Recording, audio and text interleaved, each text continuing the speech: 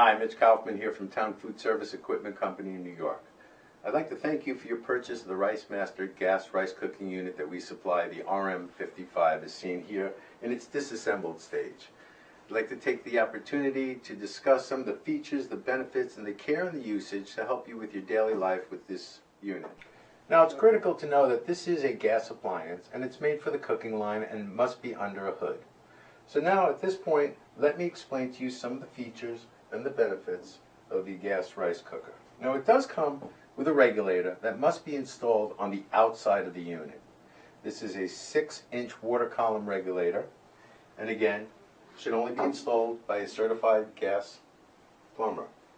This is the base, which houses the pilot light, the burner system, many small parts that make up for the operation in the unit.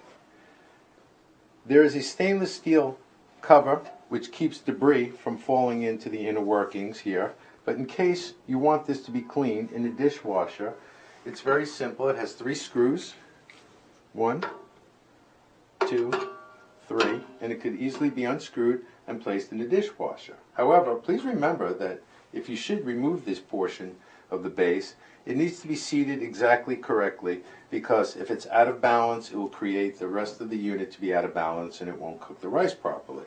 So this is the base unit. On top of the base is what we call a shroud, and this is easily removable unto itself.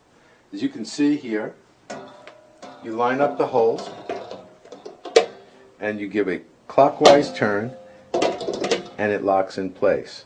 When you want to clean it, you give a twist counterclockwise, you lift that up, and it goes right into the dishwasher.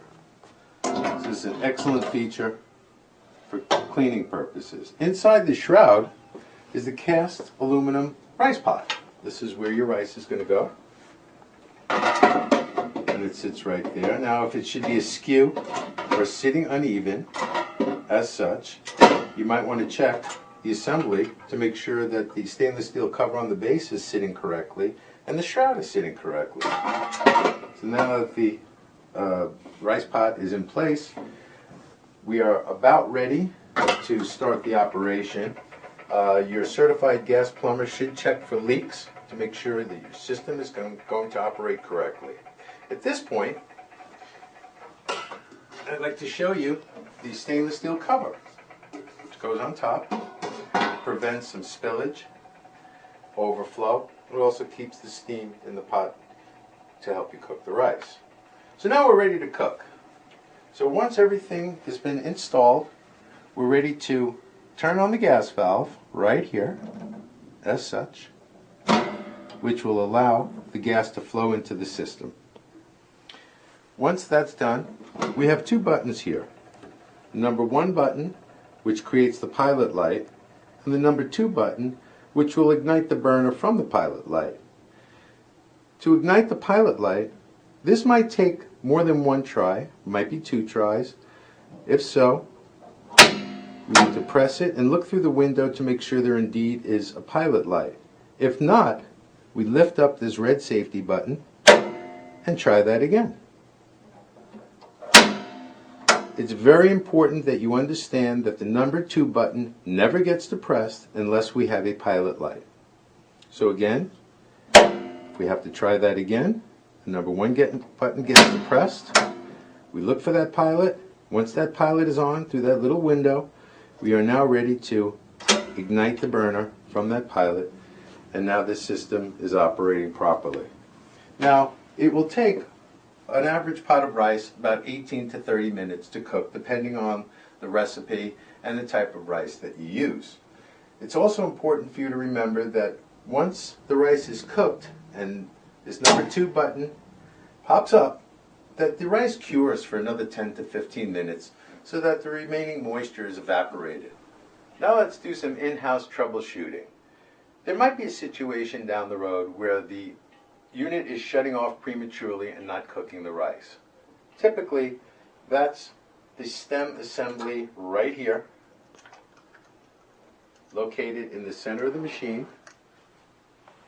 and it can easily be changed by the use of a Phillips screwdriver, 2 screws right there. You can remove the stem and place in another stem. There might be another situation where, conversely, the unit is burning the rice, and that's typically attributed to the sensor, this bimetallic sensor. Now, the way to change the sensor is by turning the rice pocket upside down,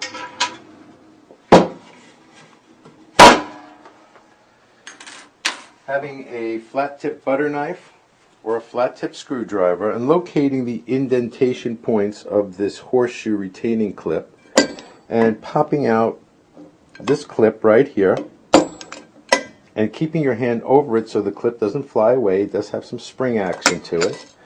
You pop out the old clip and the sensor. You might want to clean that off, dry it off. Sometimes it gets greased and fouled and it has a problem reading.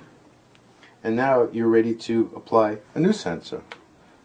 Putting in the new one here, squeezing that clip, finding those indentation points, and pushing that right back in with a screwdriver. Now, if the case is that you're going through a lot of these sensors here and that you are constantly having to change them, it might be an issue of how you're cleaning the unit.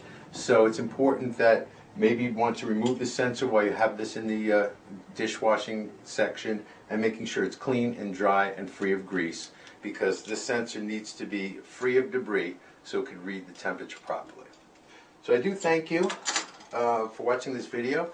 I hope that these tips help you, and if you need any further help, please give us a call at Town Food Service, 1-800-221-5032. We'll be happy to help you. Thank you.